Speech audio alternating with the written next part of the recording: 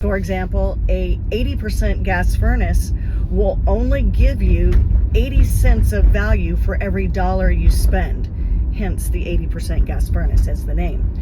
Whereas a heat pump, for every 1 unit of energy that a heat pump spends, it can create 3 units of energy. So they're basically 300% energy efficient as compared to an 80% fossil fuel gas burning furnace.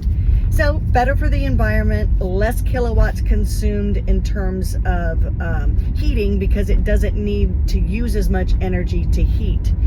And overall, less of a carbon footprint pull for an individual if they get rid of the gas furnace and switch to electrification or switch to a heat pump.